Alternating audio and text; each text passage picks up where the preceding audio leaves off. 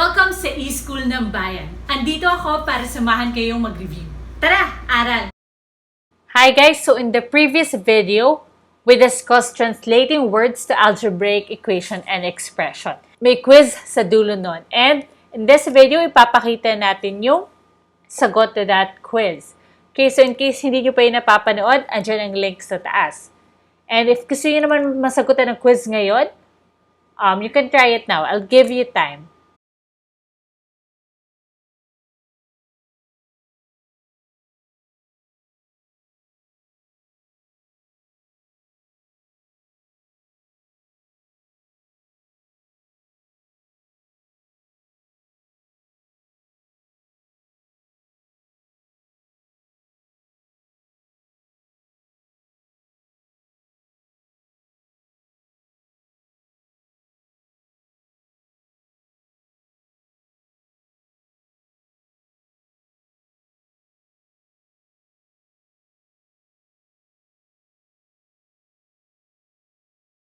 So now, let's build our algebraic equations. Okay, the quotient of a number m divided by 7 is equal to fifth of 1,000. So, quotients, ibig sabihin meron tayong division na involved. Okay? So, anong de-divide natin? Quotient of a number m divided by 7. So, ibig sabihin we have m divided by 7 or pwede natin itong isulat as m7s. Okay? Pero let's just use this one. So, m divided by 7 is equal to fifth. Ano yung fifth?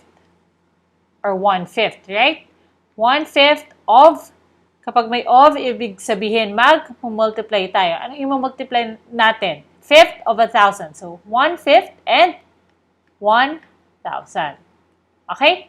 So, here we have 1/5 times 1,000. That's our final answer. M divided by 7 is equal to 1/5 of 1,000. How about number 2? The sum of two consecutive odd numbers is 130. Okay, so if I have number n, ano yung kasunod niya na odd number?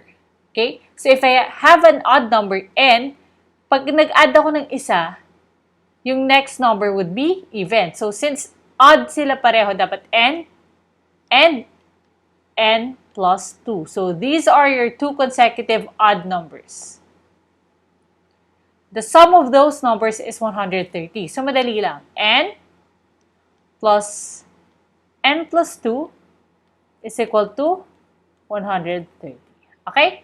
So ito na ang ating algebraic equation. Number 3. Anna is 10 years younger than her sister Kate. Okay, so let's say ang age ni Kate is X. So Anna's age would be X minus 10 kasi Anna is 10 years younger. So ibabawas natin yun sa age ni Kate. Kate will be twice her age in 8 years. Okay, so ang age ni Kate in 8 years would be X plus 8. Correct? Will be or equal to twice Anna's age in 8 years. So, 2 times Anna's age in 10 years would be X minus 10 plus 8. Okay, nakuha ba? Kaya tayo may plus 8, galing yan sa, kasi ang ating tinitingnan na relationship is ang age nila in 8 years. Okay?